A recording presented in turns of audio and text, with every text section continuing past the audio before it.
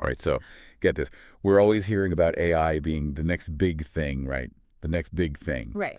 But have you ever stopped to think about just how much energy all that processing power actually needs? It's incredible, isn't it? We're talking massive data centers running Mhm. 24/7 just to keep up with the demands of artificial intelligence. It's like AI has a serious appetite, and the electric bill is going to be massive.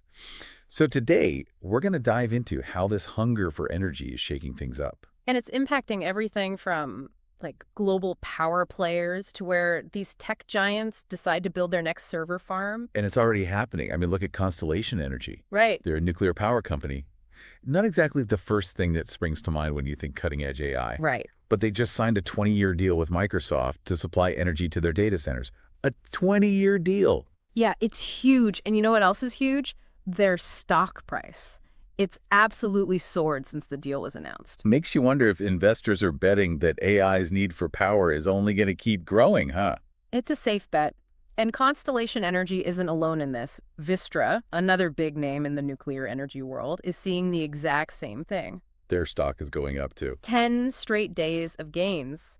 It's like Wall Street is sending a really clear message. They see the rise of AI and they see the growing demand for energy. And yeah, maybe they're thinking nuclear is the answer. That's pretty wild when you think about it. Like all those data centers out there, they're breathing new life into these energy companies. It's more like providing the fuel for AI's expansion. But it's not just about these one-off deals between companies. This is much bigger. Think BlackRock, one of the world's largest asset management firms. Huge company. Massive. They're pouring billions, and I do mean billions, into a dedicated fund. What for? Data center energy infrastructure. Wow. So they're betting big on this too, huh? Along with Microsoft and other tech giants, they're essentially building the power grid of the future, the AI power grid. Okay, so we're talking serious money flowing into this sector. Yeah. But how does this impact the average person? It's not like we're all building AI supercomputers in our garages yet. Well, this is where it gets really interesting, even for those of us who aren't coding AI algorithms.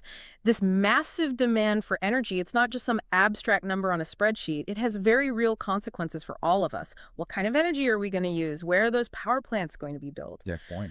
And let's be real.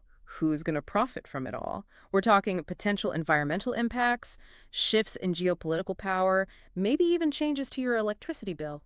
It's a big deal. Wow. So it's like this chain reaction, starting with something as complex as artificial intelligence. Right. And it ends up impacting our daily lives in ways we probably haven't even thought of yet. Exactly. It just goes to show how interconnected everything is these days. But speaking of interconnectedness, let's shift gears a bit from the power grid and talk about the factories where those AI chips are actually made. Because there's just as much drama unfolding there, and the stakes are even higher. Oh, absolutely. Yeah. And it makes you think about that whole global chip shortage we had a while back. Right. Talk about a wake-up call, trying to get your hands on the latest phone or anything really, and realizing just how much we rely on those tiny little chips. Exactly. So everything, our smartphones, our cars, Critical infrastructure. everything. And for a while there, it felt like the whole world was on hold because we just couldn't get enough of them. Yeah, it really exposed how vulnerable the entire tech industry, actually the whole world is, to any kind of disruption in that supply chain. And it all goes back to those chips. Yeah, and a big part of that vulnerability is how concentrated the chip-making industry has become, especially in Asia. Taiwan? Right. Exactly, Taiwan. And when you look at the rising geopolitical tensions, well, it's making a lot of countries pretty nervous.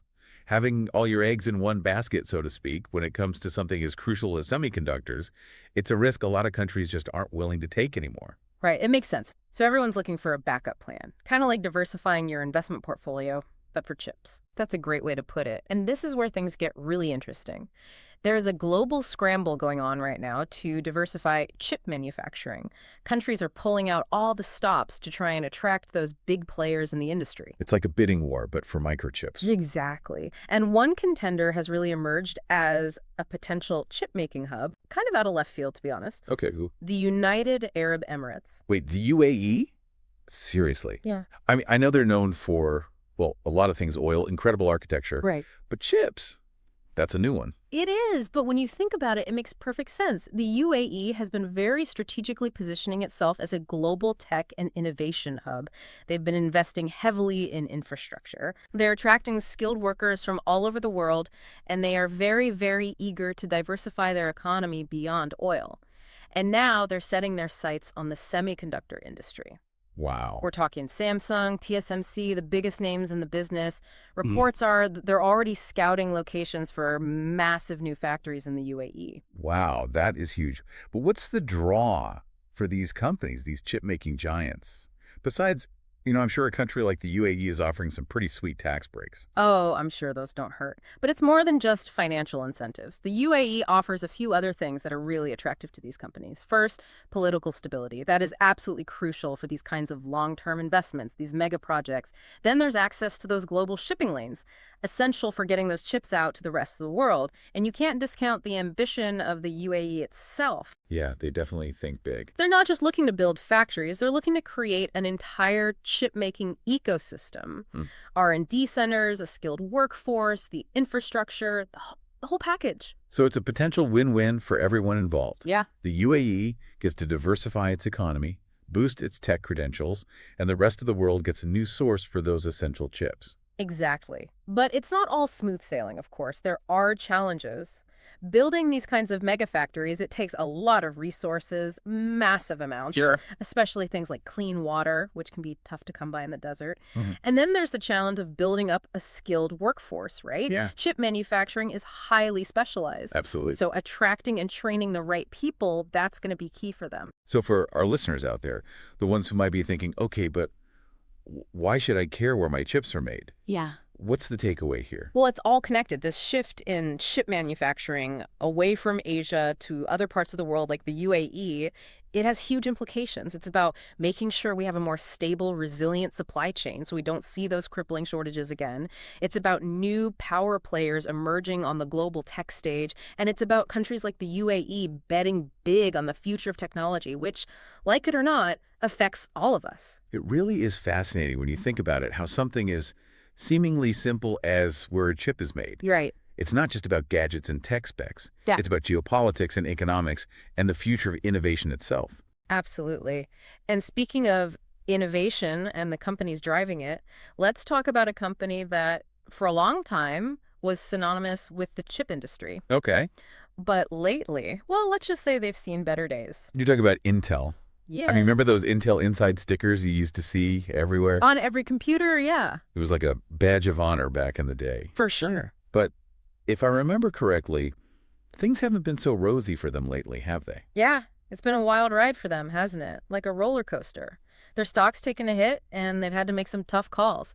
Cutting costs, laying off employees. Yeah, not the kind of headlines you want when you're used to being top dog. Exactly. So what happened? I mean, how did Intel fall so far? Well, it's a tough business, and the competition, they don't mess around. Intel's had some manufacturing delays, which definitely hasn't helped. And then companies like TSMC, they've really stepped up their game. But here's where things get juicy.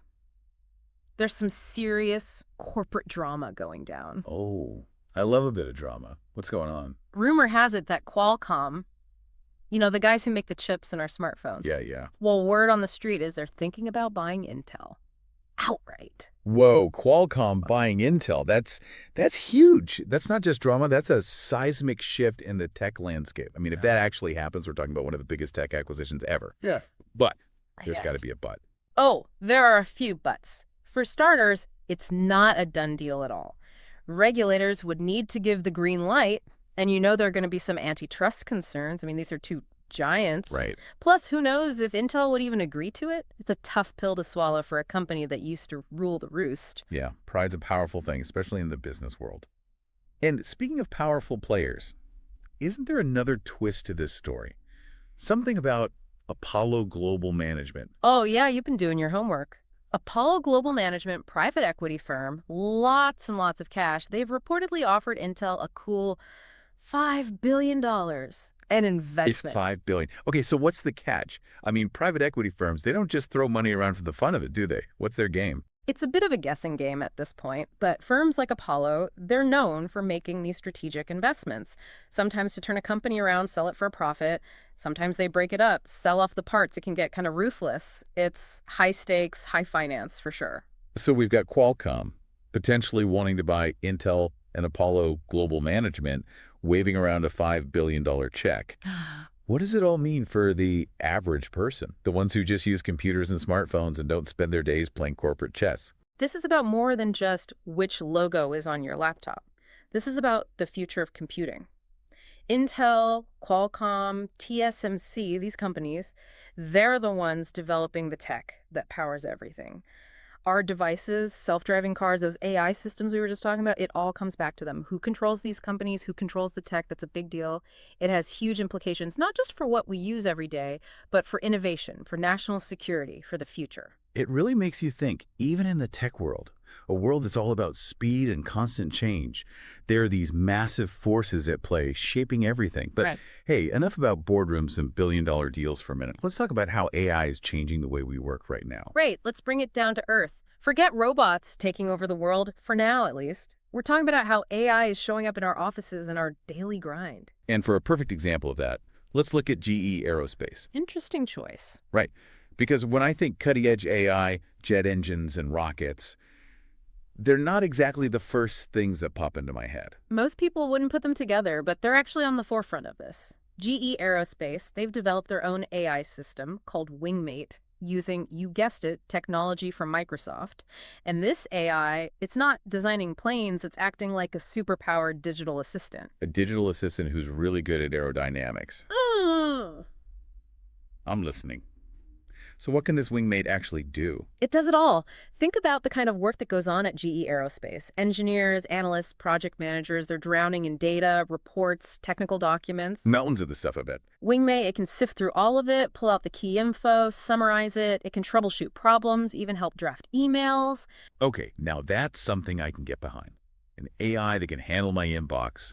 Sign me up. But seriously, it sounds like GE's employees are actually using this. It's not just a flashy tech demo. Oh no, they're all over it. Reports are saying they've made over 500,000 queries to Wingmate, uploaded tons of documents. It's clearly useful.